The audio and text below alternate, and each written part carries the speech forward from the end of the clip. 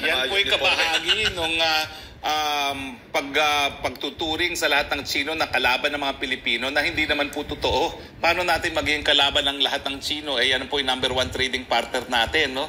Ay, nako, hindi po totoo yan. 3 uniforme, iniisip nyo, basihan na merong infiltration ng Chinese government diyan sa Pogong yan? Sobrang propaganda talaga sa Chinese. Po niyan, nung ako po yung tagapagsalita sa Malacanang, walang tigil po ang paglalabi ng mga Chino na ipasara na yung mga Pogo.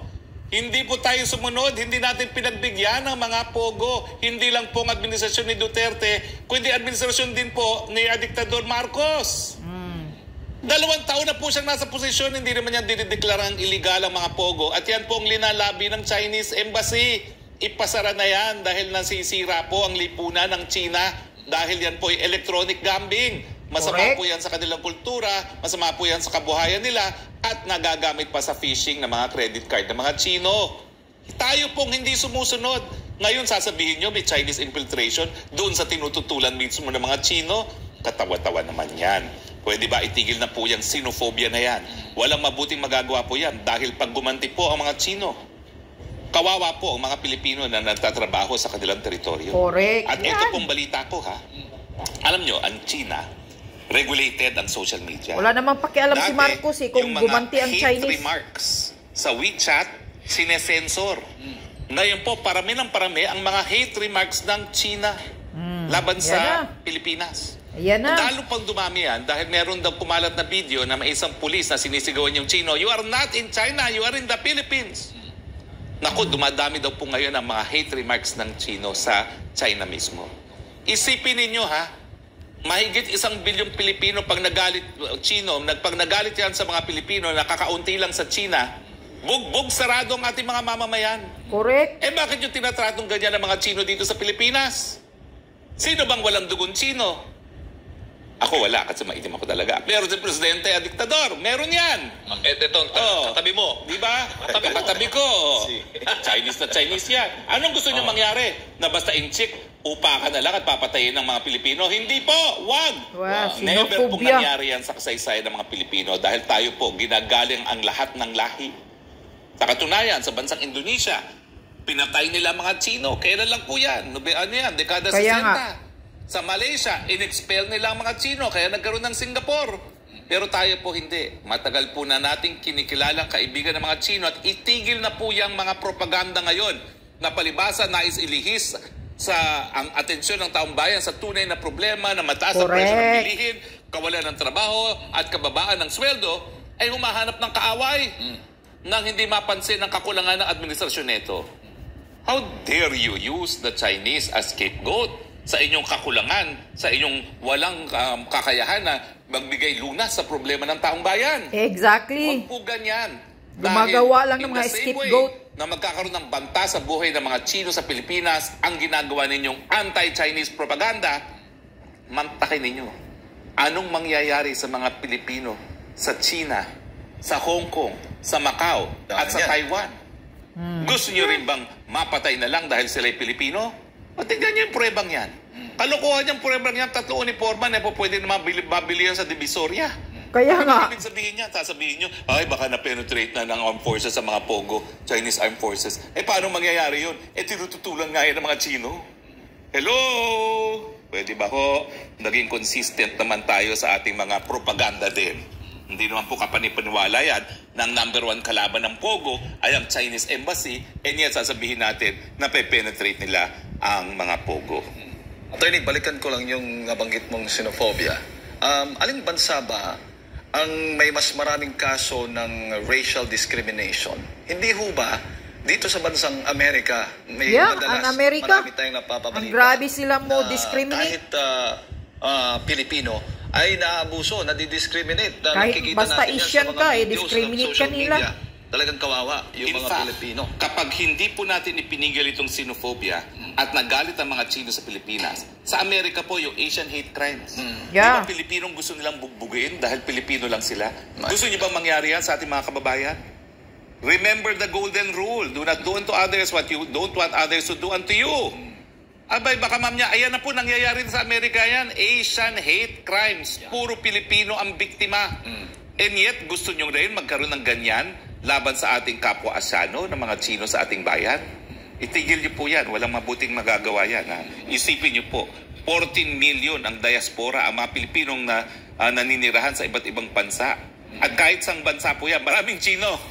Dahil sila po talaga ang pinakamalaking overseas population. Kaya so ang banta sa mga Pilipino, hindi lang doon sa lugar na teritoryo ng China, kundi sa mga lugar na maraming Chino at wala pong lugar na hindi maraming mga Chino dahil mas maraming sila kaysa sa Pilipino.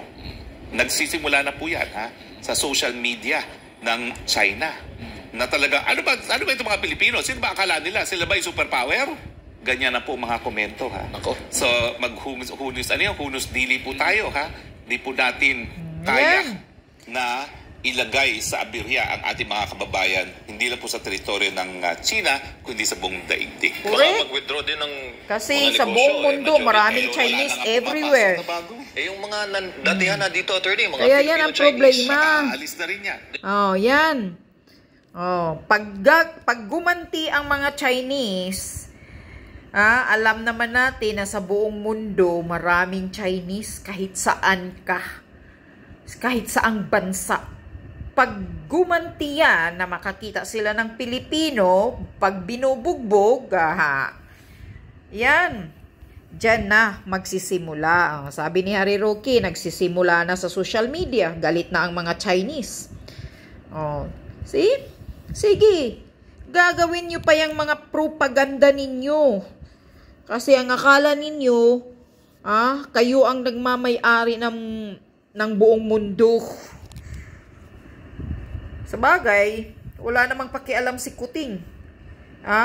Kung kayo dyan, mga Pilipino sa ibang bansa, kung binubugbog kayo, kung pinatay kayo ng Chinese, wala naman siyang pakialam. Basta ang puwet niya nakahila sa mga Amerika. Sa Americans, mga Americans na mga troublemaker. Yon, mga solsolero. Kaya ingat-ingat kayo. Sana nga mangyayari talaga ang gulo para tingnan natin kung saan umaasta si Kuting. Walang yagbuls. Nakapanggigil. Talagang nakapanggigil na administrasyon. Wala kang maaasahan.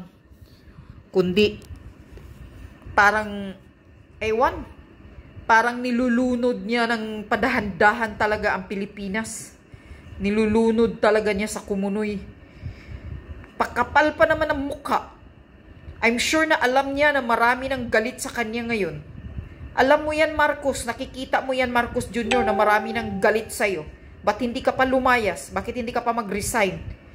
Hintayin mo pa ba? Nahihilain ka ng taong bayan? Mag-revolution, mag-people's power? Hintayin mo pa ba yan? Ngayon, kung ibigay ko ng mga percentage ang galit ng taong bayan sa iyo, 70% na ang galit sa iyo. Huwag mo nang hintayin, nahilain ka dyan, mag-revolution na maging madugo. Kung ako sa iyo, mag-resign ka na lang, bumaba ka dyan. I'm sure alam mo kasi kahit saan social media, harap-harapan sa kalsada at sino pa yung mga ordinaryong Pilipino sa palengke, mga jeepney driver, galit na sa'yo.